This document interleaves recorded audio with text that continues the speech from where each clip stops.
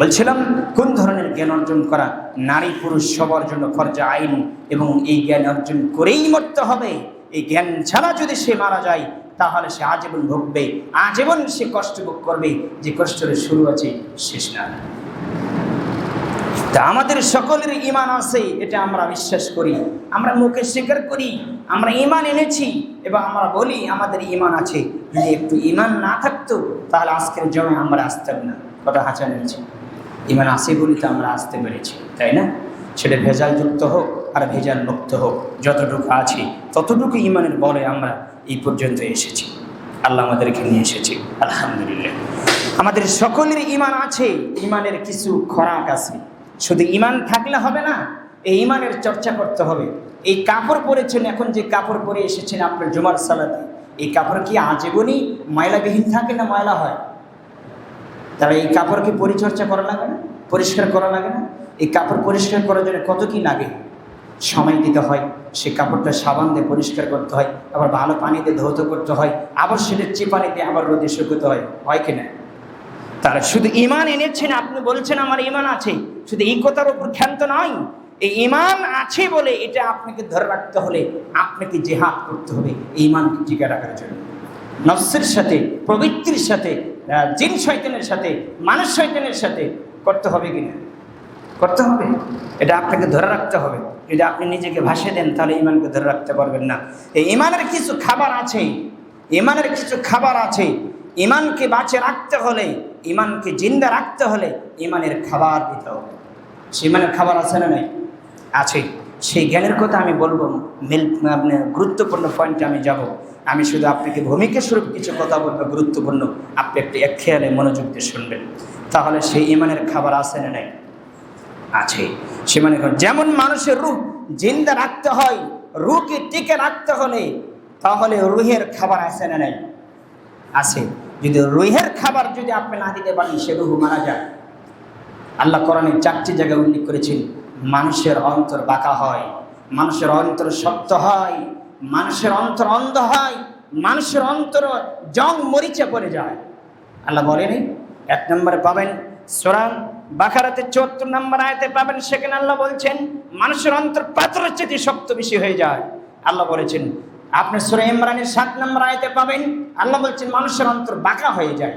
এই জন্য আল্লাহ 8 নম্বর আয়াতই বলেছেন রব্বানা লা তুযিগ কুলুবানা বা'দা ইয হাদাইতানা ওয়া হাব লানা মিন লাদুনকা রাহমা। বলেনি? আল্লাহ সেখানে উল্লেখ করেছেন যে তাহলে মানুষের অন্তর বাঁকা হয়ে যায়। সূরা ইমরানের 7 নম্বর আয়াত, সূরা হজের 46 নম্বর আয়াত খুলবেন, 22 নম্বর সূরা, আল্লাহ সেখানে বলছেন মানুষের অন্তর অন্ধ হয়ে যায়। কথা বলছেন? মানুষের অন্তর কি হয়ে যায়? অন্ধ হয়ে যায়। সূরা মুতাফফিফিনের 14 নম্বর আয়াতে আল্লাহ বলছেন কাল্লা বাল রান, মানুষের অন্তর মরিচে পড়ে যায়। একটা সাইকেল, একটা বাড়ি, যে কোনো জিনিস যদি আপনি ব্যবহার না করেন, ওকে চর্চা না করেন, পরিষ্কার করে না রাখেন, তাহলে 2 দিন পরে কি হয়ে যায়? মরিচে ধরে না? তো মানুষের ঈমানই এরকম, মানুষের আমলই এরকম। যদি সেই মানুষের ভিতরে ঈমান আছে, সেই ঈমানের চর্চা নেই, সেই ঈমানের পরিষ্কার নেই, সেই আমলের চর্চা নেই, তাহলে সেই ঈমান তার জং ধরে আস্তে আস্তে সেই ঈমান হাইন হয়ে যাবে, তার ভিতরে আর ঈমান থাকে না, সেই ঈমান নষ্ট হয়ে যায়। তো সেটাই আমি বলছি যে রূহকে জিন্দা রাখতে হলে রূহের খাবার দিতে হয়। তাহলে রূহের কিছু খাবার আছে, তাহলে সে রূহ বেঁচে থাকবে। আমাদের শরীরকে সুস্থ রাখতে হলে শরীরের কিছু নিয়মিত খাবার আছে না নেই? আছে। সেই খাবার যদি আপনি শরীরকে ঠিক মতো না দিতে পারেন তাহলে শরীর আপনি অসুস্থ হয়ে পড়ে যাবে, অসুস্থ হয়ে যায়। এরকমই প্রত্যেকটি জিনিসকে সুস্থ রাখতে হলে তার কিছু খাবার, তার কিছু ভিটামিন, তার কিছু পুষ্টি সবসময় দরকার আছে না নেই? আছে। একইভাবে আমাদের ভিতরে যে ঈমান আছে, এই ঈমানকে জীবিত রাখতে হলে, এই ঈমানকে স্বচ্ছ রাখতে হলে, এই ঈমানকে বিশুদ্ধ রাখতে হলে, এই ঈমানকে আপনি স্বচ্ছ, বিশুদ্ধ, সুস্থ রাখতে হলে, এই ঈমানকে বাঁচিয়ে রাখতে হলে ঈমানের কিছু খোরাক আছে না? কিছু খাবার আছে। ঈমানের গুরুত্বপূর্ণ একটি খাবার হলো, ঈমানের গুরুত্বপূর্ণ একটি খোরাক হলো যে 1 নম্বর যে খোরাক ঈমানের, সেটা হচ্ছে ইলম। সেটার নাম কি? ইলম। এই জন্য আমি বলছি কোন ধরনের জ্ঞান অর্জন করা প্রত্যেকটি নর নারীর উপর ফরজ। এই ইলম এত গুরুত্বপূর্ণ। আজকে সমাজে, আজকে রাষ্ট্রে, আজকে অর্থনীতিতে, আজকে রাজনীতিতে, আজকে সমাজনীতিতে, আজকে সমাজ, ব্যক্তিগত জীবন, পারিবারিক জীবন, সকল জীবনে মূর্খতাতে, আপনার অজ্ঞতাতে সয়লাভ হয়ে আছে। এই কারণে আজকে সমাজ পরিশুদ্ধ নয়, সমাজ ঠিক নয়। আজকে মানুষের ভিতরে আগাছা ঢুকে আছে, মানুষের ভিতরে এলেম না থাকার কারণে মানুষ আজকে মূর্খতা দিয়ে, অজ্ঞতা দিয়ে, জাহিলতা দিয়ে ভরপুর হয়ে আছে। মানুষ আজকে ভালো মন্দ বিবেচনা করতে পারে না। যতগুলো সেক্টরে সচিব দাঁড়িয়ে আছে, যতগুলো সেক্টরে এমপি মন্ত্রী দাঁড়িয়ে আছে, সবগুলো অজ্ঞতার ভিত্তিতে দাঁড়িয়ে আছে। পূর্ণাঙ্গ আল্লাহর দিনের জ্ঞান কারো ভিতরে আছে নেমেছে বাস্তবে। আজকে এই কারণে আজকে আমাদের কোনো জায়গায় শান্তি নেই। শান্তি থাকবে কি করে যদি এলেম না থাকে? তাহলে মানুষ মূর্খতা দিয়ে কতদিন টিকতে পারে? কতদিন টিকবে? যখন মানুষের ভিতরে মূর্খতা দিয়ে অজ্ঞতা বেড়ে যাবে, তখন একে অপরের জুলুম করবে, নির্যাতন করবে, আত্মসাৎ করবে, দুর্নীতি করবে, সুদ খাবে, ঘুষ খাবে, বেপর্দা করবে না, পর্দা করবে না, বেপর্দা দিয়ে সয়লাভ হয়ে যাবে, জেনার সাথে জড়িত হবে, মদের সাথে জড়িত হবে, সর্বধরনের অন্যায়ের সাথে জড়িত হবে। কি না থাকার কারণে বলেন তো? প্রকৃত এলেম, পরিশুদ্ধ জ্ঞান না থাকার কারণে, শুদ্ধ জ্ঞান না থাকার কারণে মানুষ সব ধরনের অন্যের সাথে জড়িত হবে। এলেম এমন একটি গুরুত্বপূর্ণ, যেই জিনিসটা না থাকলে মানুষ সব কিছু করতে সক্ষম হয়, সব কিছু করতে পারে। এলেম আর আমল সারা ইমান জিন্দা রাখা সম্ভব নয়। এলেমের পাশাপাশি কি লাগবে? আমল লাগবে। এলেমের পাশাপাশি কি লাগবে? আমল লাগবে। দুটি জিনিসই গুরুত্বপূর্ণ। এবং এলেম, ইমানকে টিকে রাখতে হলে এলেম লাগবে আর আমল লাগবে। ইমানকে জিন্দা রাখতে হলে, ইমানকে জীবিত রাখতে হলে এই দুইটি জিনিস খুবই গুরুত্বপূর্ণ। একটি হলো এলেম, আরেকটি হলো আমল। এলেম আর আমল ছাড়া মানুষের ইমান জিন্দা থাকে না। ইমান মারা যায়, ইমান বের হয়ে যায়, ইমান তার নষ্ট হয়ে যায়, জীবিত থাকে না। অর্থাৎ যেই লোকটা ইমান এনেছে, ইমান আনার পরে এলেমের সাথে তার কোনো সম্পর্ক নাই, আমলের সাথে তার কোনো সম্পর্ক নেই, এরকম মানুষ আছে না? এলেম শিখতেও চায় না, জানার প্রয়োজন মনে করে না, এবং আমলও করে না, আছে না? এই ক্যাটাগরি মানুষ বেশি। কিছু শিখেও না, কিছু আমল করেও না, কিছু জানেও না, কিছু জানার চেষ্টাও করে না, কিছু মানেও না, কিছু মানার চেষ্টাও করে না। এই লোক, এই মানুষের ভিতরে ইমান আনার পরে যদি আমল এবং জানার প্রয়োজন না থাকে, চর্চা না থাকে, তাহলে এই লোকটার ভিতরে ইমান থাকে না, ইমান নেই। ইমান ভাঙ্গের 10টি কারণ, তার একটি কারণ হচ্ছে যে নিজে শিখেও না, কাকে শেখানোর জন্য আগ্রহী করে না, তার ইমান কেটে গেছে, তার ইমান হারিয়ে গেছে। সে ইমান চর্চা করে না, সে জ্ঞান অর্জন করে না, তার ইমান নেই। সে যতই বলুক আমার ইমান আছে, তার ইমান হারিয়ে গেছে, তার ইমান কাটিয়ে গেছে। তাহলে বলছিলাম যে আপনাকে চেষ্টা চালিয়ে যেতে হবে এবং এই জ্ঞান অর্জন করতে হবে। ইমান যে সকল কারণেই ভেঙে যায়, ওই ইমান ভঙ্গের একটি কারণ, গুরুত্বপূর্ণ কারণ হলো আল্লাহর দিক থেকে, আল্লাহর দিন থেকে বিমুখ হয়ে থাকা। আল্লাহর দিন থেকে বিমুখ হয়ে থাকা, দিনের এলেম শিখাও না এবং দিনের উপর আমল করেও না। তার ভিতরে কে নেই বলেন তো? ইমান নেই। এরকম চলতে থাকলে, এরকম অব্যাহত থাকলেই এই লোকটার ইমান ভেঙে যায়, অর্থাৎ তার ভিতরে ইমান থাকে না। তাহলে ইমানের জন্য জরুরি একটি বিষয় হলো যে ব্যক্তি সব সময় এলেম শেখার মধ্যে, এলেম চর্চার মধ্যে, এলেম জানার মধ্যে, আপনাকে জানার মাধ্যমে, বোঝার মাধ্যমে থাকতেই হবে, এর ভিতরে লেগে থাকতে হবে। আপনাকে সবসময় এলেম চর্চা করতে হবে, এলেমের উপরে থাকতে হবে, এলেম শিখতে হবে এবং এলেম বুঝতে হবে, থাকতেই হবে। এই জ্ঞান, এই চর্চা, এই চেষ্টা আপনাকে থাকতে হবে। তা না হলে আপনার ভিতরে ইমান হারিয়ে যাবে, ইমান থাকবে না। যতটুকু বললাম আপনার জন্য যথেষ্ট। এই জন্য আল্লাহ রাব্বুল আলামিন আল্লাহ রাসূলকে যুগে যুগে যত নবী রাসূলকে আল্লাহ সুবহানাহু ওয়া তাআলা প্রেরণ করেছে, আমাদের নবী থেকে শুরু করে আদম পর্যন্ত, আদম থেকে আমাদের নবী পর্যন্ত যত নবী রাসূল এসেছে পৃথিবীর জমিনে, আল্লাহ সুবহানাহু ওয়া তাআলা প্রেরণ করেছেন। নবী রাসূলদেরকে আল্লাহ পাক দুটি জিনিস সহকারে দুনিয়াতে পাঠিয়েছেন। যত নবী রাসূল এসেছেন দুইটি জিনিস নিয়ে এসেছেন এই জমিনে। যেমন আল্লাহ রাব্বুল আলামিন বলেছেন, হুয়াল্লাযী আরসালা রাসূলাহু বিল হুদা ওয়া দীনিল হক লিইয়ুযহিরাহু আলা দ্দীনি কুল্লিহি ওয়ালাউ কারিহাল মুশরিকুন। আল্লাহ সুবহানাহু ওয়া তাআলা বলছেন, তিনি তার রাসূলকে হেদায়েত, তার সঠিক দিনসমূহ দিয়ে প্রেরণ করেছেন, পাঠিয়েছেন জাবিত দিনের উপরে। পৃথিবীর জমিনে যত বাতিল দিন আছে, যত বাতিল দিন আছে সব দিনের উপর বিজয়ী অর্জন করবে কোন দিন? আল্লাহর দিন, হক দিন, সত্য দিন। আল্লাহ এটাই বলেছেন যে একে বিজয়ী করার জন্য যদিও মুশরিকগণ অপছন্দ করে, তাহলে সকল দিনের উপর বিজয় লাভ করবে কোন দিন? যেটা আল্লাহ পাঠিয়ে দিয়েছেন, যেটা আল্লাহ সুন্নাতুল নবীকে দিয়ে পাঠিয়ে দিয়েছেন জমিনে, এবং নবী মুহাম্মদ সাল্লাল্লাহু আলাইহি ওয়াসাল্লাম নিয়ে এসেছেন। সেটাই একটা নাম হচ্ছে হুদা, আরেকটি নাম হচ্ছে দীনুল হক। বিল হুদা দীনুল হক, এই দুটি জিনিস দিয়ে যত নবী রাসূল পৃথিবীর জমিনে এসেছে এই দুটি জিনিস নিয়ে এসেছে। কার কাছ থেকে? আল্লাহর কাছ থেকে। তো সেটাই যদি আপনি না শিখেন, সেটা আপনি জানার প্রয়োজন মনে না করেন, তাহলে আপনি কী নিয়ে থাকবেন এই জমিনে? কী নিয়ে টিকে থাকবেন? তা না হলে আপনি টিকতে পারবেন না।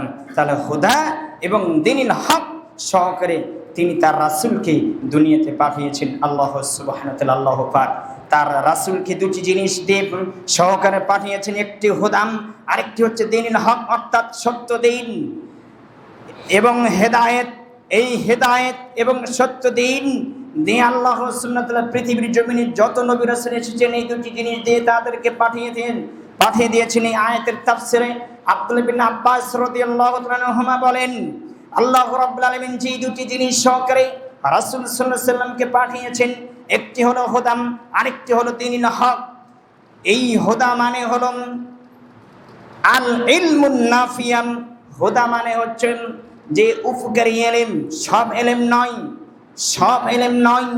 আল ইলমুন নাফিয়াম এর অর্থ হচ্ছে, এর মানে হচ্ছে উপকারী এলেম।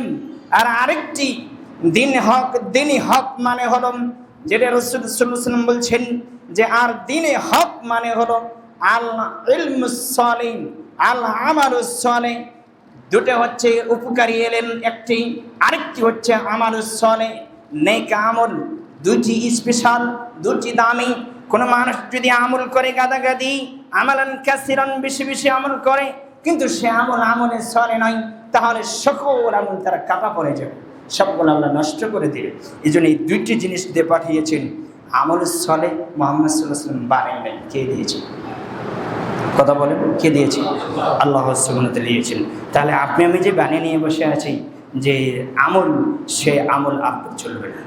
এটা কার আমল নিতে হবে? আল্লাহ সুবহানাহু ওয়া তাআলা। এই জন্য আমি বলছি, একটির নাম হচ্ছে আল ইলমুন নাফিয়া, উপকারী এলেম, আরেকটি হচ্ছে আল আমালুস সালিহ, নেক আমল। অর্থাৎ আল্লাহ রাব্বুল আলামিন তার রাসূলকে পাঠিয়েছেন উপকারী এলেম দিয়ে এবং আমলে সালেহ, নেক আমল সহকারে। এই দুটি জিনিস কার থেকে এসেছে? আল্লাহর কাছ থেকে এসেছে। তাহলে আপনি নিজে আমল বানালে হবে না, আল্লাহর পক্ষ থেকে যেটা এসেছে সেটা আপনাকে করতে হবে। এলেম আর আমল সহকারে আল্লাহ রাব্বুল আলামিন তার রাসূলকে দুনিয়াতে পাঠিয়ে দিয়েছেন। তাহলে দুনিয়ার আমল নয়, এটা কই থেকে এসেছে? আল্লাহর কাছ থেকে এসেছে। লিইউযহিরাহু আলাদ দীনি কুল্লিহি। কেন পাঠিয়েছেন? আপনার কাছে আমার প্রশ্ন, কেন পাঠিয়েছেন দুনিয়ার সমস্ত বাতিল মতবাদকে? দুনিয়ার লিইউযহিরাহু আলাদ দীনি স্পষ্ট করবে। আল্লাহ যে দিন দিয়েছেন এই দিনকে সকল দিনের উপর জাহির করে দেবে, স্পষ্ট করে দেবে, ইজহার করে দেবে কে? আল্লাহ সুবহানাহু ওয়া তাআলা। লিইউযহিরাহু আলাদ দীনি কুল্লিহি কেন পাঠিয়েছেন? দুনিয়ার সমস্ত বাতিল মতবাদের উপর, বাতিল দিনের উপরে আল্লাহর দিনকে বিজয়ী করে দিবেন, ইজহার করে দিবেন, স্পষ্ট করে দিবেন। কি দিয়ে করবেন?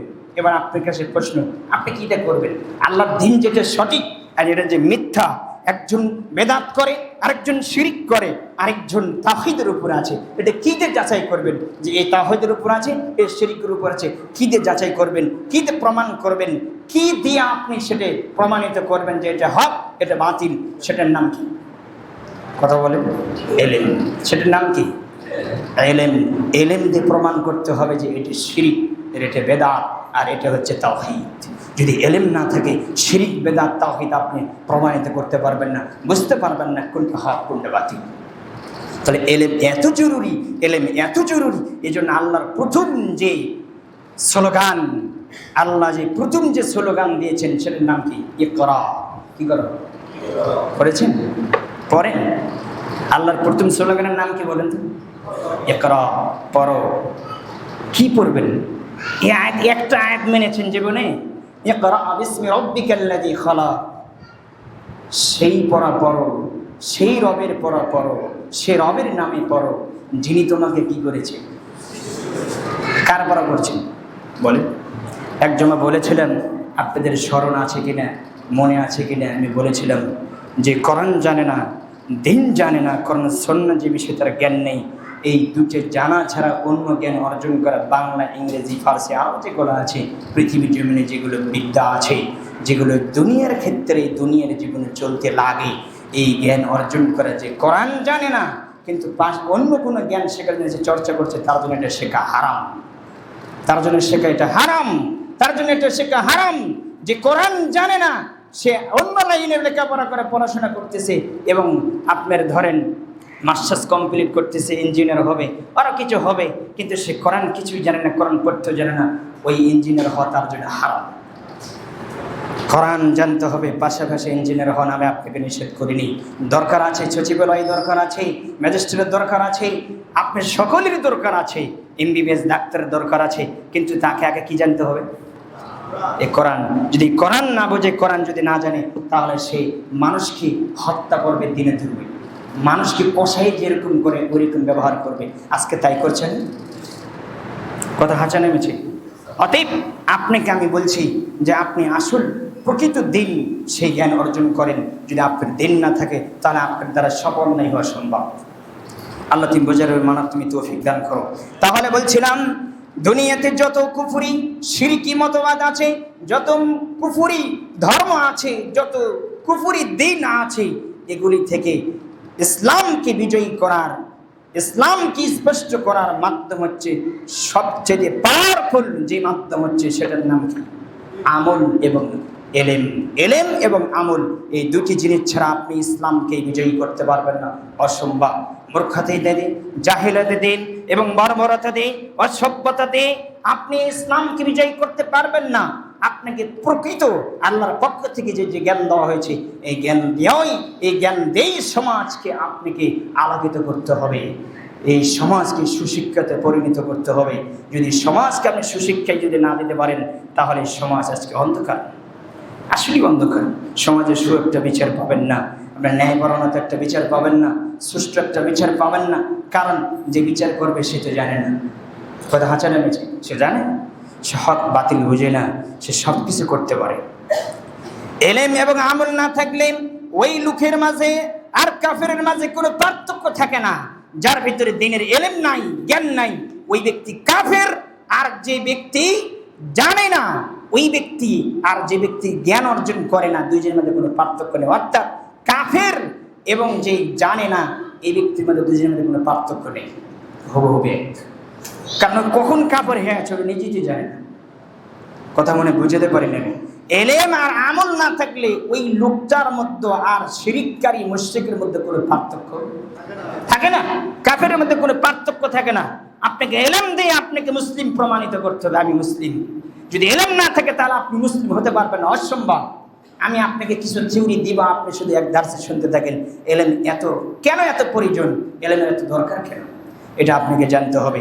মুশরিকের উপরে, কাফেরের উপরে ইমানদারের ইজহার হওয়ার, বিজয়ী হওয়ার, ইজহার মানে স্পষ্ট প্রকাশ হওয়ার, মুসলিম হওয়ার, ইজহার হওয়ার, কাফের এবং মুশরিকের উপরে ইমানদারের ইজহার হওয়ার, প্রকাশিত হওয়ার, মুসলিম হওয়ার এবং বিজয়ী হওয়ার মাপকাঠি হলো, মাধ্যম হলো কি? এলেম এবং আমল, আমলের চলে। তাহলে আল্লাহ রাসূল সাল্লাল্লাহু আলাইহি ওয়াসাল্লাম দুনিয়াতে যে দুটি জিনিস যেটা আল্লাহ সুবহানাহু ওয়া তাআলা পাঠিয়ে দিয়েছেন, সেটার নাম কি বলেন তো? এলেম এবং আমল। এই দুটি জিনিস দিয়ে আপনাকে পৃথিবীর জমিনে আপনি জিহাদ চলতে হবে, জিহাদ করতে হবে। আজকে যে খেলা দেখছেন, যে ইরান এবং আপনি দেখছেন সে আমেরিকা যে যুদ্ধ চলছে, এটা একটা প্রযুক্তির খেলা, জ্ঞানের যুদ্ধ, প্রযুক্তির যুদ্ধ। অথচ এটা আপনি বুঝতে পারেন না। কেন পারেন? আপনি সেই জ্ঞান অর্জন করতে পারেন না। আর পৃথিবীর জমিনে যার বেশি দিনের জ্ঞান আছে, সেই জমিনে বেশি দিন টিকতে পারবে না। কারণ যেই সত্যের পক্ষে এবং মিথ্যার পক্ষে মোকাবেলা করে, দুইজনে কখনো সমান হতে পারে না।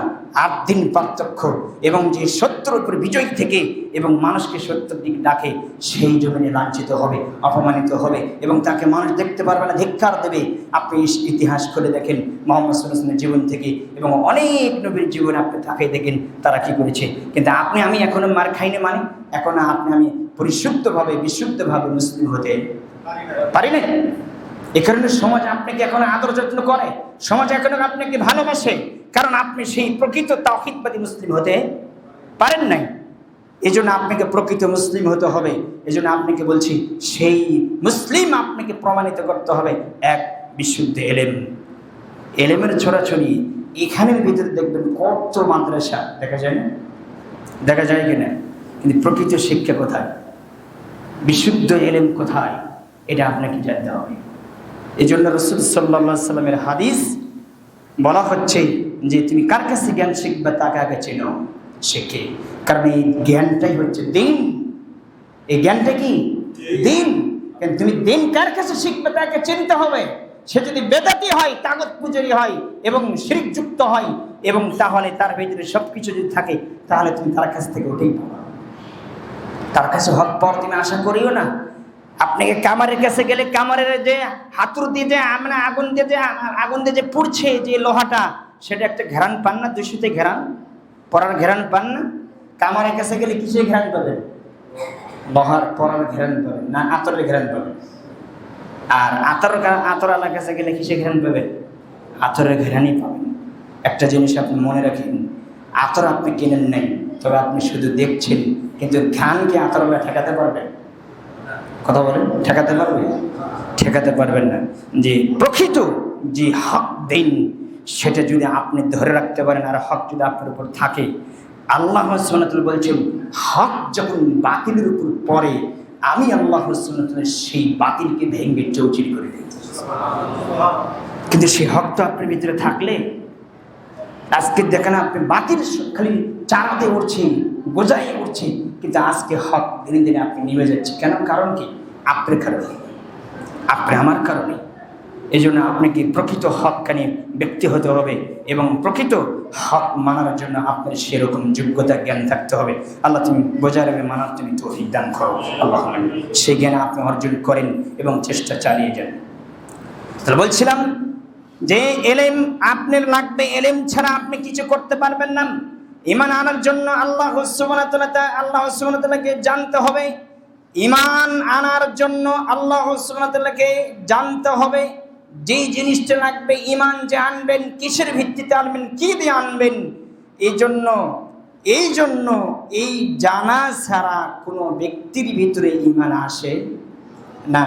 জেনেই আপনাকে ঈমান আনতে হবে। জানা ছাড়া কোনো ব্যক্তির ভিতরে ঈমান আসে না।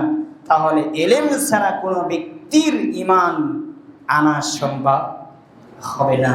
আশহাদু আল্লা ইলাহা ইল্লাল্লাহ যেটা পড়েছেন, এটা জেনে পড়েছেন না জেনে পড়েছেন? না জেনেই পড়েছেন। জেনে পড়লে কার এরকম সমাজের অবস্থা হয়? ব্যক্তিগত জীবনে এরকম হয়? আপনি জেনে পড়েন নেই, বাপদাদার সূত্রে তারা পড়ে এসেছে, ওইভাবে আপনি পড়েছেন, কিন্তু কোনোদিন আপনি জানেননি আর আমাদের আছে কি। আসলে আমি যে পড়লাম, এটা কীভাবে পড়লাম, কেন পড়লাম, কি আছে আমাদের।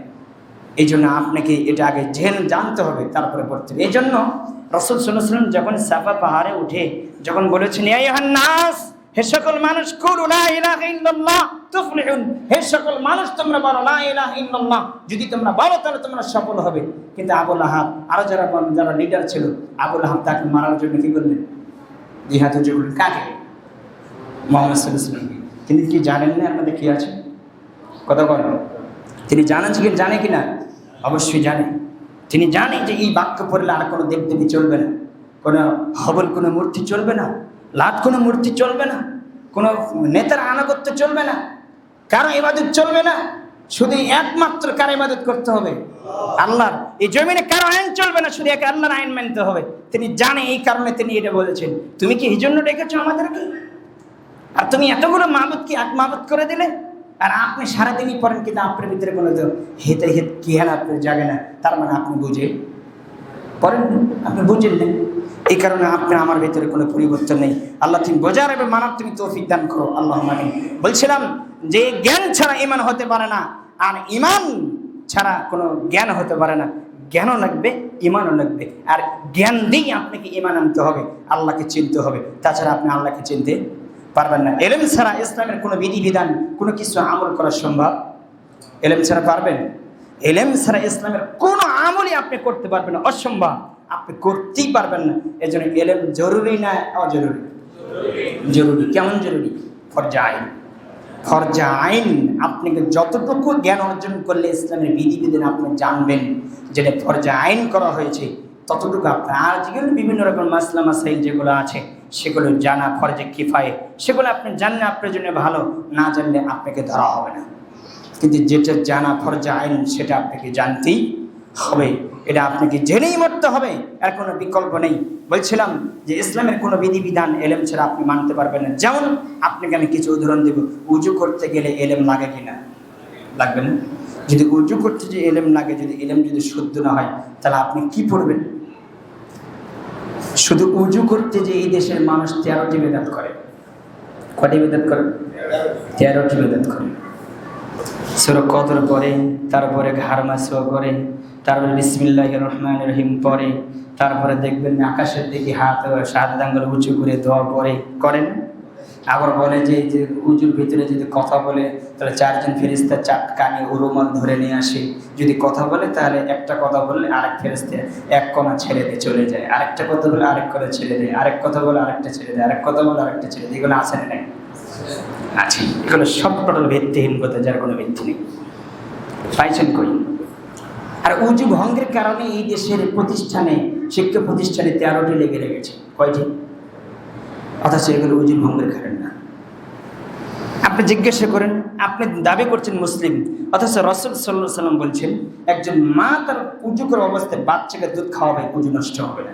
মাথার কাপড় পরে গেলে উজু নষ্ট হবে না। পরনের কাপড় খুলে রেখে আরেক কাপড় চেঞ্জ করবে, উজু নষ্ট হবে না। এগুলো উজু ভঙ্গের কারণ না, কিন্তু আপনি জানেন উজু ভঙ্গের কারণ।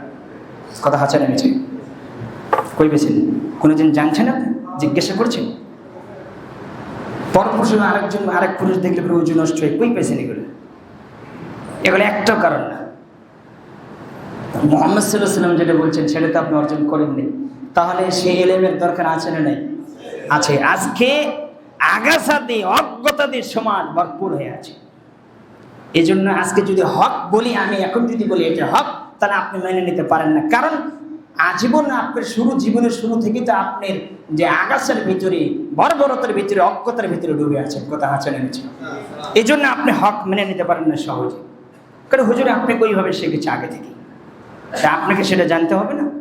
আপনি বলছেন যে আমি তো কিছু জানি না, আমি তো কিছু বুঝি না।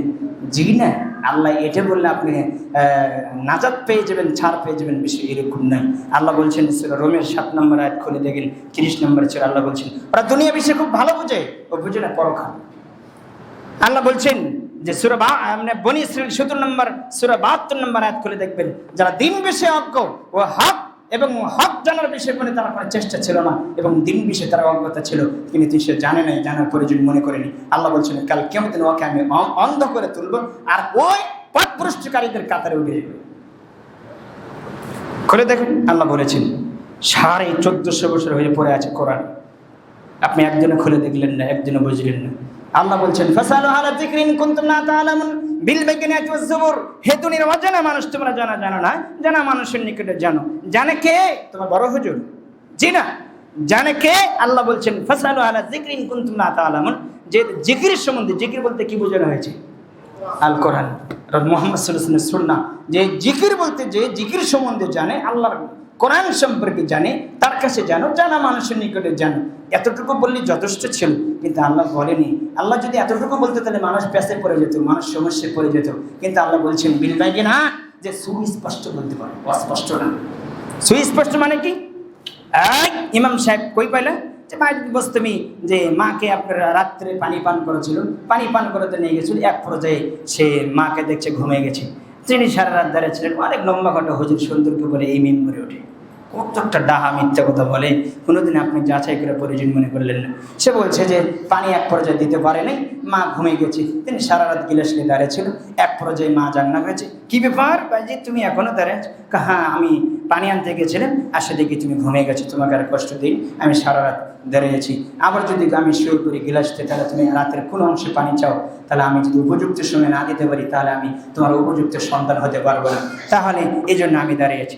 আচ্ছা আচ্ছা ঠিক আছে। মা গিলাস নিয়ে পানি পান করে দোয়া করছে, আল্লাহ তোমাকে বড় আলেম বানাবে, বলি বলেন ডাহা মিথ্যা কথা। সে মুসলিমের জীবনে আপনি খুলে দেখে সে বলছেন, মাসদুল্লাহ আমি আল্লাহকে খুঁজলাম, আইন আল্লাহ আমি কত খুঁজে পেরেন না, আন আল্লাহ আমি নিজে আল্লাহ। হুজুর বলছেন এই মেম্বরে ওঠে এখানে খুঁজবে। কোনোদিন আপনি পরিচয় মনে করলেন না? জানেন হুজুর বলছে, আপনি তাই বিশ্বাস করে নেন, হুজুর সবই করতে পারে। আপনাকে আমি বলছি চূড়ান্ত জ্ঞান হট যদি আপনি না জানেন, এই জমিনে আপনি ইমান পূর্ণাঙ্গ ইমান সচ্চি মানে আপনি যেতে পারবেন অসম্ভব। আমল করার পরেও আপনাকে জাহান্নামে যেতে হবে, নিশ্চিত থাকেন, এত কোনো সন্দেহ নেই। বলছিলাম আপনাকে পূর্ণাঙ্গ জ্ঞান অর্জন করতে হবে। আল্লাহ তুমি বোঝার মা তুমি তৌফিক দান করো। তাহলে উজু করতে গেলে আপনাকে ইলম লাগবে কিনা? ইলম লাগবে। তো ইসলামের এমন কোনো কাজ নেই যেই কাজ করতে গেলে ইলম লাগবে না। প্রত্যেকটি কাজ করতে গেলে কি লাগবে? ইলম লাগবে। ইলমের বিকল্প কোনো কিছু নেই। এবং ঈমান আনতে গেলে ইলম লাগবে। যদি ইলমবিহীন ঈমান আনেন, সেই ঈমান শুদ্ধ হবে না, সেই ঈমান তাগুতযুক্ত হবে, সেই ঈমান শিরক যুক্ত হবে, সেই ঈমান কুফরে যুক্ত হবে, সেই ঈমান আপনি নেফাকি যুক্ত হবে। হবে কিনা? অবশ্যই হবে। এজন্য আপনাকে জানতে হবে ইলমের বিকল্প কিছু নেই। তাহলে বোঝা গেল যে ঈমান ইসলাম, এবং ঈমান আনতে হলে, ইসলাম মানতে হলে ইলমের বিকল্প কিছু নেই, ইলম লাগবেই। এই জন্য ঈমানও সম্ভব না ইলম ছাড়া, ইসলামও সম্ভব না ইলম ছাড়া। এই জন্য আল্লাহ সুবহানাহু ওয়া তাআলা, আল্লাহ রাব্বুল আলামিন ইলমকে এত মর্যাদা দিয়েছেন, ইলমের এত মর্যাদা দিয়েছেন, ইলমের এত মর্যাদা দিয়েছেন। আল্লাহ বলছেন কুল হাল ইস্তাবিল্লাযিনা ইয়ালামুনা ওয়াল্লাযিনা লা ইয়ালামুন। হে মুহাম্মদ সাল্লাল্লাহু আলাইহি ওয়াসাল্লাম আপনি বলে দেন, আপনি বলেন যারা জানে আর যারা জানে না তারা কি সমান? আল্লাহ পার্থক্য করে দিচ্ছেন, যারা জানে এবং যারা জানে না তারা কি উভয় সমান? কখনো সমান হতে পারে না। এই জন্য কেন সমান হতে পারে না? এজন্য শিক্ষিত এবং শিক্ষিত মানুষ, অশিক্ষিত মানুষ দুজন কেন সমান না? এবার আমি পার্থক্য করে দিচ্ছি যে যদি তার ভেতরে প্রকৃত জ্ঞান থাকে তাহলে সে শিরক বুঝবে, বেদাত বুঝবে। আর যদি প্রকৃত ইলম তার ভেতরে না থাকে তাহলে কি হবে? শিরক মুক্ত ঈমান, বেদাত মুক্ত আমল করতে হলে তাহলে বিশুদ্ধ ঈমান, বিশুদ্ধ আমল লাগবে। কিন্তু আপনি দেখেন শিরক মুক্ত ঈমান, বেদাত মুক্ত আমল করতে হলে ইলম লাগবে কিনা? ইলম লাগবে। কারণ ইলম না হলে কোনটা শিরক কোনটা তাওহীদ সে বুঝবে কেমনে? সে বুঝতে পারবে না। সে শিরক করার পরেও মনে করবে আমি আমার ঈমান ঠিক রেখেছি। কথা হাসানে মিশে। সে শিরক করার পরও সে কি মনে করবে? আমি ঈমানদার, আমার ঈমান ঠিক আছে। আছে কি না? আছে না? তাই বলবে যে আমার ঈমান ঠিক আছে, আমি ঈমানের উপরে আছি, ঈমান, আমি ঈমানদার। কারণ তার ইলম নাই, তার জ্ঞান না থাকার কারণে শিরক বুঝে না, তাওহীদ বুঝে না, সে সুন্নাত বুঝে না, বেদাত বুঝে না। সুন্নাত বেদাত না বুঝলে সে বেদাত করিও, বেদাত করার পরেও মনে করবে আমি ইসলামের ভালো কাজই করছি। কথা হাঁচাটা নিছে। এরকম কম না বেশি? বেশি। তাহলে আপনি জ্ঞান অর্জন করবেন না? দরকার আছে না? নেই? কথাই সেটা কথাই শিখবেন। যেখানে দিনের হক দার্স হয়, যেখানে দিনের প্রকৃত জ্ঞান আছে সেখানে যাবেন, সেখানে শিখবেন। এদেশে একটা বলা আছে যে আপনার শিক্ষা অর্জন করতে হলে যে 3 দেশে যাওয়া লাগে তো বুঝবেন, এই কথার ভিত্তি নেই। শিক্ষা অর্জন করতে যদি আপনি যেখানে যাওয়া লাগে, যেখানে হক আছে সেখানে আপনি যাবেন। কথা বুঝলেন? সেখানে কি করবেন? আসলে প্রত্যেকটি মানুষের আগে দরকার, প্রত্যেকটি মানুষের আগে প্রয়োজন। মানুষ কিন্তু দেখেন টাকা ইনকাম করার জন্য দেশ বিদেশে বিভিন্ন জায়গায় যায় না? যায়। হজ করার জন্য কত টাকা খরচ করে না? কিন্তু আসলে প্রকৃত হক ইলম অর্জন করার জন্য কয় টাকা ব্যয় করেছে? কথা বলুন। আপনাদের 8 লাখ টাকা বর্তমানে, এখন 8 লাখ টাকা লাগে বড় হজ করতে, লাগে না? এরকম লাগে। আচ্ছা, এই হজ করার আগে আপনাকে হজ সম্পর্কে জ্ঞান অর্জন করা জানা সুন্নাত না নফল না ফরজ না ওয়াজিব? ফরজ আইন। তাহলে আপনি কয়দিন জেনেছেন? কত টাকা ব্যয় করেছেন? খালি এসে বলবেন যে ইমাম সাহেব আমি তো হজে যাচ্ছি, একটু আমার জন্য দোয়া করেন তো। আর কোন জায়গায় কি দোয়া করা লাগবে একটু আমাকে লিখে দেন তো। একটা ধর্ম কি পাগল পেয়েছ? তোমার বাড়িতে পড়ে আছে, এত সহজ মনে করলে? মুহাম্মদ সাল্লাল্লাহু আলাইহি ওয়াসাল্লাম বলেছেন, আমি যেই পদ্ধতিতে হজ করেছি ওই পদ্ধতিতে তুমি যদি হজ করে আসো, ওই পদ্ধতিতে তুমি হজ করো, তুমি ওই দিনের মতো হয়ে গেছো যেদিন তোমার মা তোমাকে জন্ম দিয়েছে। তুমি নিষ্পাপ, তুমি ওই দিনের মতো হয়ে গেছো যেদিন তোমার মা তোমাকে জন্ম দিয়েছে। আর যার হজ কবুল হয়ে যাবে, আল্লাহ রাসূল সাল্লাল্লাহু আলাইহি ওয়াসাল্লাম বলছেন, আল্লাহর পক্ষ থেকে তারা সরাসরি পুরস্কার হচ্ছে জান্নাত। আল্লাহর কাছে প্রতিদান তার জন্য কি? জান্নাত। হাদিস সহিহ বুখারী মুসলিম। তাহলে আপনি কি করলেন? আপনি শিখছেন কি? এই যে সামনে তো আসতেছে হজ করার জন্য সময় আসতেছে, আপনি কতটুকু শিখেছেন? তখন আপনি বলেন, কি আর দোয়া করবো, টাকা তো সব মানুষের, তাই না? টাকা তো সব মানুষের, দুর্নীতি, আত্মসাৎ, ফুপুর জমি দেয়নি, বোনের জমি দেয়নি, ভাইয়ের হক, বোনের হক, ফুপুর হক, আপনার প্রতিবেশীর হক সব মারে ধরে নিয়েছি হজে। এখন আপনার কাবা ঘরে গেলেন, ধরে কান্দি, আল্লাহ যা করে করুক। অবস্থা তো তাই। 36 বার 9 বার হজ করলে আর কোনো পরিবর্তন আছে? হবে কি? আর পরিবর্তন হবে না। একটা হজ জীবনে একবার হজ করে কি খরচ, তুমি 9 বার করো, তার তোমার পরিবর্তন হয় না যে? কেমনে হবে? না আছে রাসূল সাল্লাল্লাহু আলাইহি ওয়াসাল্লামের পদ্ধতি, না আছে সুন্নাহর পদ্ধতি, না আছে কি আপনার ভিতরে কি আছে বলেন দিন, তা আপনার পরিবর্তন কেমনে আসবে? কিছু মুসলিম আছে 20 বছর 50 বছর ধরে সালাত পড়ে, আর কোনো পরিবর্তন আছে? পরিবর্তন নেই। তাহলে কি বুঝলেন? আল্লাহ পরিবর্তন করে না, ও চায় না, আল্লাহ পরিবর্তন করে না। আর আল্লাহ পরিবর্তন করে না মানে কি? আপনি বুঝবেন এই ইবাদত দিয়ে আপনাকে জাহান্নামে ডুবাবে কে? আল্লাহ। মাথায় রাখেন। আল্লাহ বলছেন, আমিনাতুন নাসিবা তাসলা নারুন হামিয়া। আমলকারী আমল করতে করতে ক্লান্ত হয়ে গেছে, এই ক্লান্তকারী ব্যক্তিকে প্রজ্বলিত জাহান্নামে নিক্ষিপ্ত করবে আমি। 88 নম্বর আয়াত সূরা গাশিয়া আপনি খুলবেন, 3-4 নম্বর আয়াত। তা আমলকারী আমল করতে করতে কি হয়ে গেছে? ক্লান্ত হয়ে গেছে। রমজান মাসে ঠিকই তারা আমি পড়েছে, রমজান বেড়ে গেছে, এখনো মদ খান, এখনো সুদ খান, এখনো বেপরদা, এখনো বিড়ি খান। আপনার পরিবর্তন কোথায়? কি বুঝবেন আপনি আমাকে? খারাপ লাগলে আমার করার কিছু নেই, আপনি মানবেন না, সেটা আপনার ব্যক্তি বিষয়। আমি বহু জমা বলেছি, আমরা যদি আপনাদের হেতাকাঙ্ক্ষী বন্ধু না হয়, জমিন আর কি হবে এটা আমার জানা নেই। আপনাকে যতটুকু দিব কোরআন সুন্নাহ অনুযায়ী দিব। ভালো লাগলে আপনাকে নিতে হবে, মিটার লাগলে আপনাকে নিতে হবে, না নিতে পারলে আপনি চুপ থাকেন, আপনার জন্য নাজাত হবে ইনশাআল্লাহ। আল্লাহ তুমি বোঝার মানাত তুমি তৌফিক দান করো, আল্লাহ আমিন। তাহলে আমি বলছিলাম যে আল্লাহ বলছেন যে তুমি এলেম অর্জন করো, এলেম ছাড়া আমি আল্লাহকে তুমি চিনতে পারবে না। এলেম না থাকার কারণে তো সে বলে আল্লাহ নবী নূরের তৈরি, বলে কিনা? এলেম না থাকার কারণে সে তো বলছে আল্লাহ নিরাকার, আল্লাহ একার নাই। এলেম না থাকার কারণে সে বলছে যত কাল্লা তত আল্লাহ, এবং এলেম না থাকার কারণে সে বলছে আল্লাহ বিরাজমান, আল্লাহ সব জায়গায় থাকে। এগুলো যারা বলছে আল্লাহ বিরাজমান, যারা বলছে আল্লাহর আকার নাই, যারা বলছে মুহাম্মদ সাল্লাল্লাহু আলাইহি ওয়াসাল্লাম নূরের তৈরি, এরা সবাই খাঁটি কাফের। এটা কোনো সন্দেহ নেই। যে বলবে কাফের না, সেও কাফের। আর সে যদি অজ্ঞতার কারণে, না জানার কারণে বলে থাকে, তাহলে সে নিষ্কৃতি নাজাত পেতে পারে না জানার কারণে। কিন্তু এই জামানে যে জানে না কি, এটা আমার বুঝে আসে। এই বিষয়ে আলোচনা নেই। তার মানে কি আপনি বলবেন যে ইমাম সাহেব যে বলছে আল্লাহ নিরাকার, তাকে আপনি কাফের বললেন, যে বলছেন মুহাম্মদ সাল্লাল্লাহু আলাইহি ওয়াসাল্লাম নূরের তৈরি, তাকে আপনি কাফের বললেন। আমি বলব মুহাম্মদ সাল্লাল্লাহু আলাইহি ওয়াসাল্লাম আল্লাহ এবং মুহাম্মদ সাল্লাল্লাহু আলাইহি ওয়াসাল্লাম বলেছেন। কারণ যদি কোনো ব্যক্তি বলে মুহাম্মদ সাল্লাল্লাহু আলাইহি ওয়াসাল্লাম নূরের তৈরি, তাহলে সে কি অস্বীকার করবে? কোরআনের আয়াত। এই জন্য কাফের। এই জন্য কি কাফের? আল্লাহ বলছেন আমার আকার আছে। আল্লাহ আকার বলতে আপনি কি এটা বুঝেন মানে আপনার মতো না? আল্লাহ আল্লাহর মতো, আল্লাহর শানে যেমন মানে তিনি সেরকম। কথা বলছেন আল্লাহর হাত আছে, তাবারাকাল্লাযী বিয়াদিহিল মুলক। এখানে আল্লাহ বলেন আল্লাহ কি আছে? হাত আছে। তাহলে আল্লাহর হাত আল্লাহর হাতের মতো। কথা বুঝেননি? লাইসা কামিসলিহি ওয়া হুয়াস সামিউল বাসীর। আল্লাহ বলছেন আমার সাদৃশ্য কোনো কিছু নেই, আমার সাদৃশ্য কোনো কিছু নয়।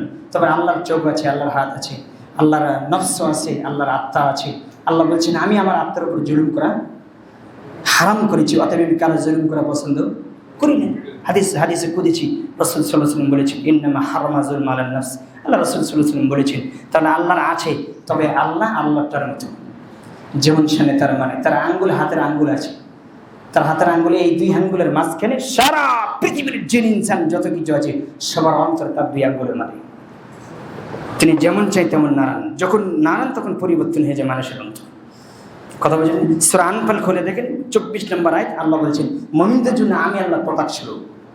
ও চাইলে কাফের হতে পারবে না, কারণ আমি আল্লাহ ব্রেক হয়ে আছি তার জন্য। তাকে আমি কাফের হতে দিব না। কার সাহায্যে? আল্লাহ। আপনি চাইলে পারবেন না। আল্লাহ বলছেন আমি তার জন্য প্রোটেকশন হয়ে আছি। ও চাইলে নামাজ ছাড়তে পারবে না, কারণ আমি আল্লাহ তার সাথে আছি। কি বুঝলেন?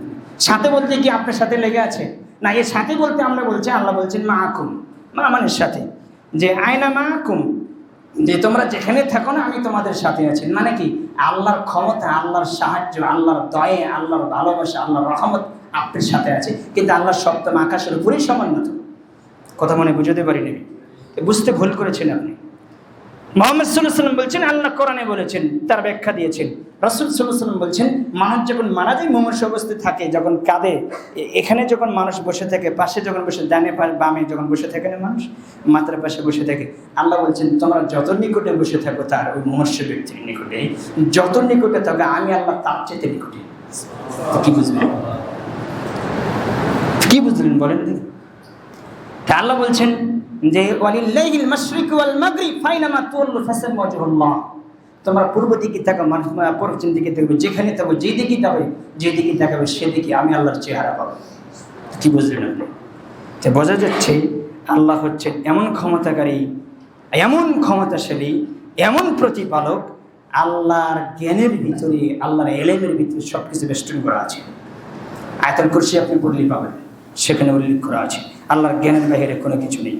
সূরা আপনি আনফাল খুলে দেখবেন, আনআম খুলে দেখবেন, 59 নম্বর আয়াত। আল্লাহ বলছেন কোন গাছের পাতা কতদিন আগে পড়েছে, কতদিন পরে পড়বে, কখন পড়ছে, কোন ঘাস কখন মারা যাচ্ছে, কোন ঘাস কখন গড়ছে, আমি আল্লাহর এলেমের বাইরে একটাও নেই। সব কিছু আমি আল্লাহ বলেছি। এবং যখন আল্লাহ সুবহানাহু ওয়া তাআলা জাকারিয়া আলাইহিস সালামকে তার একটা সন্তান দিয়েছেন, তার নাম কি? ইয়াহিয়া। আল্লাহ যখন তাকে সন্তানের ঘোষণা দেয় তখন বলেছেন, জাকারিয়া শোনো, এই যে তোমার সন্তান আমি দিলাম, আমি আল্লাহ নিজের নাম রেখে দিলাম ইয়াহিয়া। কে নাম রেখে দিয়েছে? আল্লাহ। ইয়াহিয়া রেখে দিলাম। এই ইয়াহিয়া, আজকে তোমাকে যে সন্তানটা দিচ্ছি, আদম থেকে শুরু পর্যন্ত তোমার পর্যন্ত, এই পর্যন্ত ইয়াহিয়া নামে কোনো সন্তান পৃথিবীর জমিনে আর জন্ম নেই, তোমার ছেলেই প্রথম। তাহলে আল্লাহর কাছে সব হিসাব আছে। এ আয়াত প্রমাণ করে সূরা মারইমের 7 নম্বর আয়াত। তাহলে আল্লাহর কাছে সবকিছু হিসেবে আছে।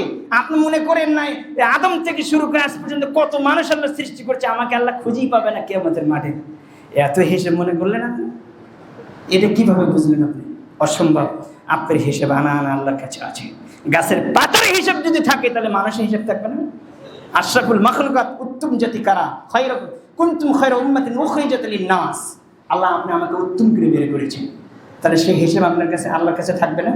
অবশ্যই থাকবে। কার কাছে হিসাব থাকে?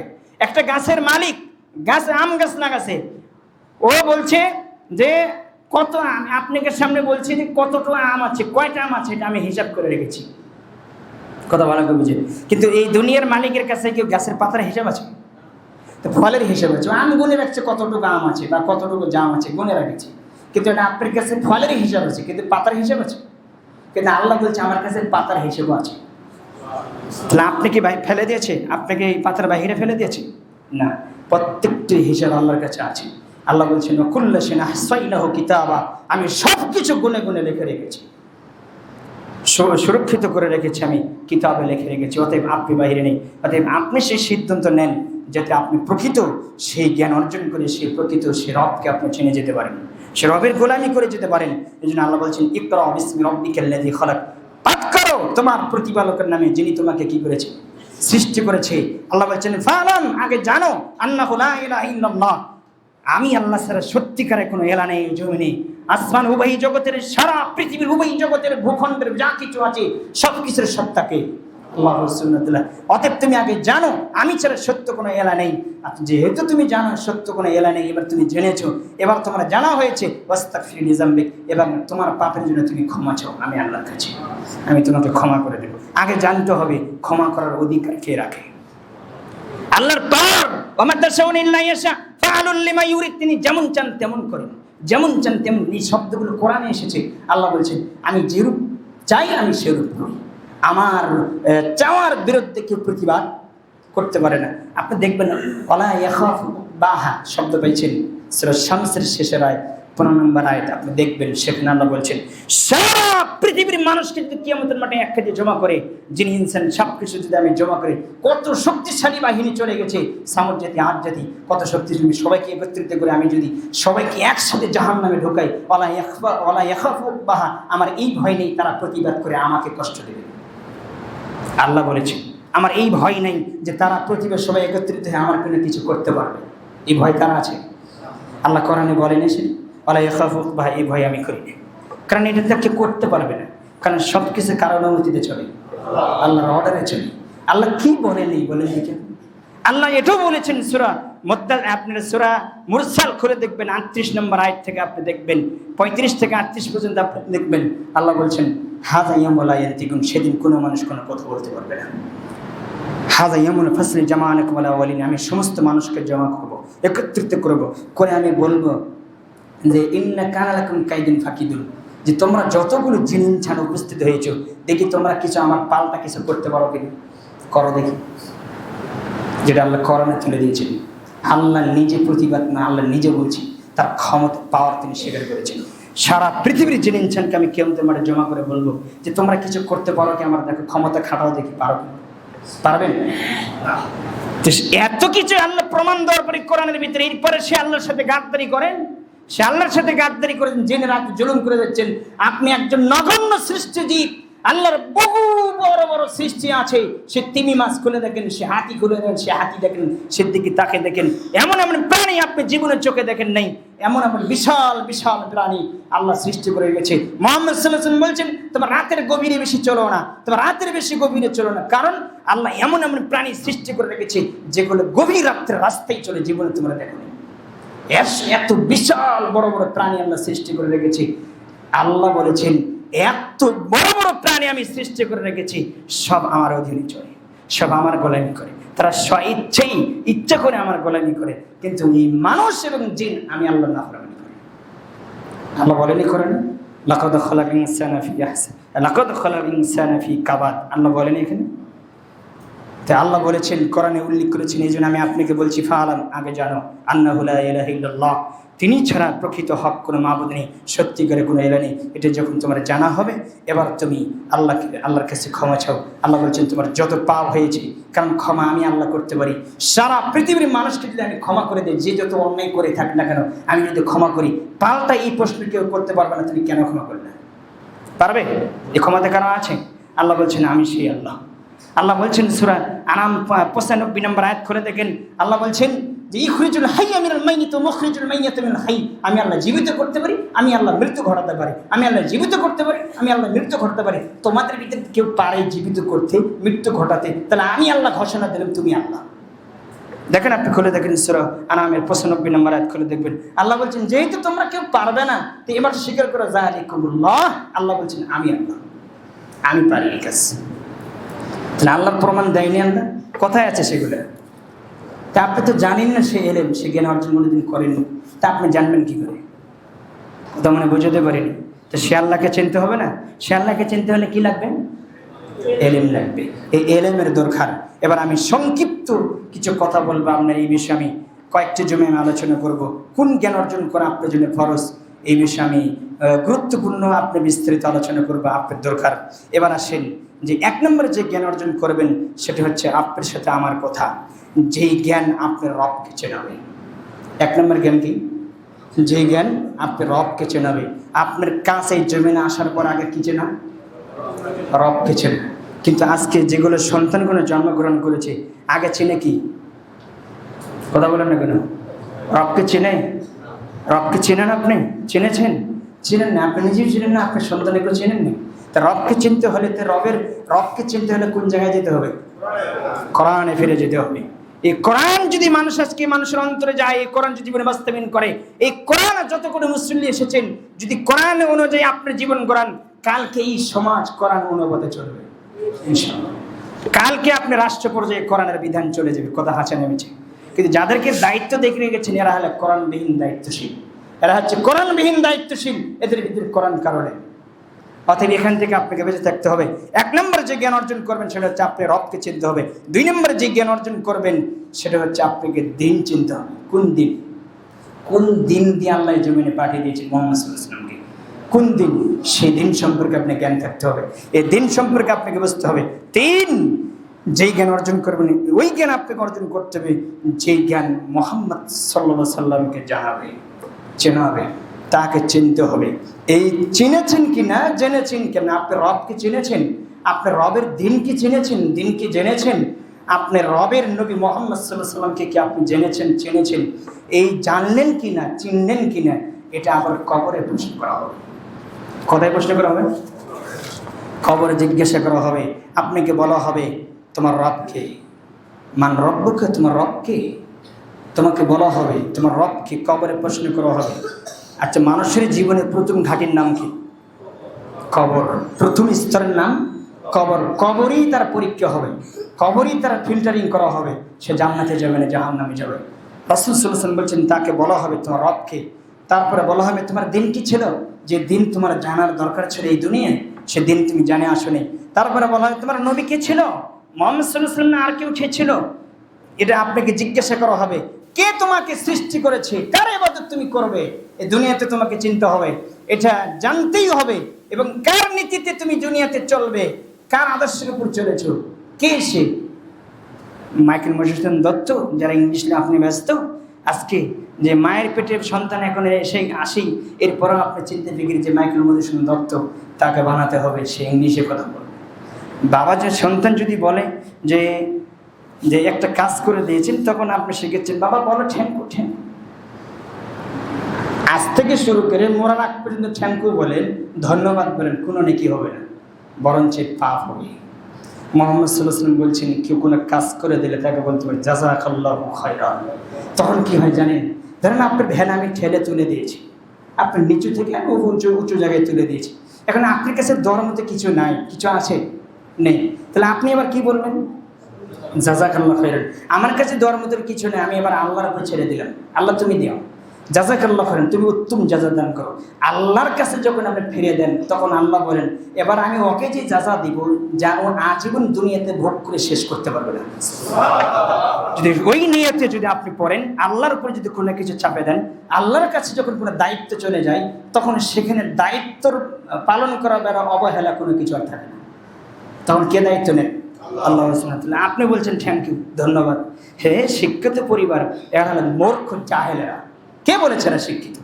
যারা মুহাম্মদ সাল্লাল্লাহু আলাইহি ওয়াসাল্লামের আদর্শ অনুযায়ী যারা কথা বলতে পারে না, তারা আবার কিসের শিক্ষিত? কে বলেছে আপনাকে শিক্ষিত? আপনাকে বলতে হবে যে জাযাকাল্লাহু খায়রান, হায়াকাল্লাহ, বারাকাল্লাহ। আপনাকে কেউ দোয়া চাইলে মাথা হাত দিয়ে আপনি বলতে আল্লাহু ইউফাক্কিহু ফিদ্দীন, আল্লাহ তুমি তাকে দিনের জ্ঞানের জন্য দান করো। আর আপনি বলছেন যে আল্লাহ তোমাকে বড় করবে, আল্লাহ তোমাকে ভালো, এই কথা বলে না, বলে যে তুমি ভালো থাকো। ওকে আল্লাহ নাউযুবিল্লাহি মিন যালিক ভালো থাকো, বলতে হবে আল্লাহ তোমাকে ভালো রাখো। কথার মধ্যে শিরক ঢুকে আছে। আল্লাহ তুমি জ্ঞান অর্জন করো, তুমি তৌফিক দান করো, আল্লাহুম্মা আমিন। তাহলে বলছি এটা আপনাকে জানতে হবে। আমি আর আলোচনা লম্বা করতে চাচ্ছি না। রাদিতু বিল্লাহি রাব্বাও ওয়া বিল ইসলামি দীনাও ওয়া বি মুহাম্মাদিন নাবিয়্যান সাল্লাল্লাহু আলাইহি ওয়াসাল্লাম। এর মধ্যে তিনটি কথা আছে। এক, আমি রবকে পেয়ে সন্তুষ্ট। আল্লাহ আপনাকে আমি রব হিসেবে পেয়ে আমি সন্তুষ্ট, আপনার দিনকে ইসলামে পেয়ে আমি সন্তুষ্ট, আমি আপনার নবী মুহাম্মদ সাল্লাল্লাহু আলাইহি ওয়াসাল্লামকে নবী পেয়ে আমি সন্তুষ্ট। রাসূল সাল্লাল্লাহু আলাইহি ওয়াসাল্লাম বলছেন, কোনো ব্যক্তি যদি খালাস ছেড়ে এই দোয়া পড়ে, তার জন্য জান্নাত ওয়াজিব হয়ে যায়, তার জন্য জান্নাত ওয়াজিব হয়ে যায়, সে জান্নাতে যাবেই। এই জন্য ঈমান জানতে হবে, ঈমানের আরকানগুলো আপনাকে বুঝতে হবে, ইসলাম জানতে হবে, ইসলামের আরকানগুলো আপনাকে জানতে হবে, মুহাম্মদ সাল্লাল্লাহু আলাইহি ওয়াসাল্লামকে আপনাকে জানতে হবে, মুহাম্মদ সাল্লাল্লাহু আলাইহি ওয়াসাল্লামের বৈশিষ্ট্যগুলো আপনাকে জানতে হবে। এই জিনিসগুলো যে ব্যক্তি জানবে না, এই জন্য তাকে আখেরাতে শাস্তি ভোগ করতে হবে। যখন আপনার উত্তর আসবে না, তখন ফেরেশতারা বলবে যে মা দাঁড়াইতো আমার দাঁড়াইতে, মা দাঁড়াইতো আমার দাঁড়াইতে, তুমি কেন শিখো নাই, তুমি কেন জানো নাই, তুমি কেন শিখো নাই, তুমি কেন জানো নাই, মা দাঁড়াইতে তুমি কেন শিখো নাই, তুমি কেন জানো নাই, দুনিয়া থেকে কোনো আলেম ওলামা তোমাকে বলেনি? ফেরেশতারা মারবে, পিঠে মার বলবে মা দাঁড়াইতে তুমি কেন শিখো নাই, মা দাঁড়াইতে তুমি কেন তেলাওয়াত করো নাই। এই গ্রন্থের কথা বলা হবে, তুমি কেন তেলাওয়াত করো নাই, তুমি কেন জানো নাই, বলবে আর পিটানো হবে। এমন পিটানো দেওয়া হবে যেখানে চিৎকার করতেন, হাওয়া করবেন। এমন ফেরেশতা নিযুক্ত আল্লাহ করেছে সেই কবরে, যে কানে শুনে না, চোখে দেখে না। প্রথম লাঠি যত জোরে হবে, শেষের লাঠি তত জোরে হবে, কমতি হবে না, কারণ সে তো কানে শোনে না, সে তো চোখে দেখে। যত চিৎকার করেন, কানে চোখ দিয়ে দেখছে না, আপনার অবস্থা কি? যতই জোরে চিৎকার করেন, সে কানে শোনে না, আপনি আওয়াজ পাবেন না, শব্দ শুনবেন, শুধু পিটাবে। আল্লাহ কোন জায়গায় কোন ফেরেশতা দেখ কীভাবে শাস্তি দেবে সেই জায়গায় সেই ফেরেশতা আল্লাহ নিযুক্ত করে রেখেছে। আপনাকে আজকেই সিদ্ধান্ত নিতে হবে, আজকে পরিবর্তন হতে হবে। আল্লাহ তুমি বোঝার মানা তুমি তৌফিক দান করো। এই 3টি জ্ঞান সম্পর্কে আমি সময় সাপেক্ষ আরও বলবো। কবরে আমরা বলি 3টি প্রশ্ন হবে, না কবরে 5টি প্রশ্ন হবে। কবরে কয়টি প্রশ্ন হবে? 5টি প্রশ্ন হবে। 3টির উত্তর চলে আসলে আরও 2টি বাড়তি করা হবে। তখন বলা হবে মা ইদরিক, তুমি কি করে জানলে? তখন সে বলবে, ফেরেশতারা বলবে মা ইদরিক, তুমি কি করে জানলে? তখন আপনি বলবেন যে আমি জেনেছি কিভাবে? কারাতু কিতাবাল্লাহ, আমি আল্লাহর কিতাব পড়েছি, আমি আল্লাহর কিতাব পড়েছি। এ দেখেন কবরে পড়ার কথা এসেছে, আপনি বলবেন আমি আল্লাহর কিতাব পড়েছি। আব্দুল্লাহ জাহাঙ্গীর এই বিষয়ে, এই হাদিস বিষয়ে বিস্তারিত আলোচনা করেছে। যারা কোরআন সুন্নাহ বিষয়ে জ্ঞান অর্জন করেনি, কোরআন হাদিস পড়েনি, তাদের কবরে প্রশ্নের উত্তর আসবে না। তিনি সুন্দরভাবে ব্যাখ্যা দিয়েছেন। তারা কবর উত্তর দিতে পারবে না, এরাই হবে হতভাগা। কবরে যে ফেল করবে তারা সব জায়গায় ফেল করবে। রাসূল সাল্লাল্লাহু আলাইহি ওয়াসাল্লাম বলছেন, যখন ফেরেশতারা বলবে তুমি কি করে জানলে, তখন আপনি বলছেন কারাতু কিতাবাল্লাহ, আমি আল্লাহর কিতাব পড়েছি। তখন ফেরেশতারা বলবে সাদ্দাকতা, তুমি সত্য বলেছো। ফেরেশতারা কি বলবে? সাদ্দাকতা, তুমি সত্য বলেছো। এই কথা বলার সঙ্গে সঙ্গে তার ওই রূহটা নিয়ে আল্লাহর কাছে পৌঁছে যাবে। সকল আসমানের দরজা খুলে দেওয়া হবে তার জন্য, আল্লাহর কাছে পৌঁছে দেওয়া হবে। আল্লাহ সুবহানাহু সেখান থেকে আওয়াজ করে জানিয়ে দিবে যে কে অমুকের ছেলে, অমুক অমুক নাম, অমুক দাদা, অমুক নাম, সব কিছু তার বংশের পরিচয় দেওয়া হবে। আচ্ছা ঠিক আছে, তাকে বলা হবে যে আল্লাহ সুবহানাহু পক্ষ থেকে আওয়াজ করা হবে যে তাকে জান্নাতের পোশাক পরিয়ে দাও, তার কবর প্রশস্ত করে দাও, তার কবর থেকে জান্নাতের রাস্তা খুলে দাও, এবং তাকে নিযুক্ত, তাকে আপনার প্রোটেকশন হিসেবে 2জন ফেরেশতা দাঁড় করে রাখবে। আপনি কিয়ামত পর্যন্ত 2জন ফেরেশতা তাকে পাহারা দেবে। এগুলো আল্লাহ সুবহানাহু ওয়া তাআলা সব কিছু করে রেখেছেন। শুধু আপনি জানেন দেশের সরকার হলে চতুর্দিকে পুলিশ পাহারা দেয়, বিডিআর আর্মি পুলিশ পাহারা দেয়, কিন্তু আল্লাহর আর্মি বিডিআর নাই। ভালো মানুষকে পাহারা দেওয়ার জন্য আল্লাহ নিযুক্ত করে রাখে নাই। আর দুনিয়ার ফিতনা, আর কি ফিতনা! মুহাম্মদ সাল্লাল্লাহু আলাইহি ওয়াসাল্লাম কবরের চেয়ে ফিতনা আর আশ্চর্যজনক আর কিছু হতে পারে না। আমাকে দেখানো হয়েছে কবরের দৃশ্য। কবরে মানুষ যদি আটকে যায় তার কষ্টের জীবন শুরু হবে, কোনোদিন শেষ হবে না। এই জন্য কবরে আপনাকে বাঁচতে হবে, সেখান থেকে আজ থেকে আপনাকে প্রস্তুতি নিতে হবে। আল্লাহ তুমি বোঝার মানা তুমি তৌফিক দান করো। আল্লাহ যতটুকু বললাম আমাদের জীবনে তুমি বাস্তবায়ন করো, তুমি তৌফিক দান করো। আল্লাহ।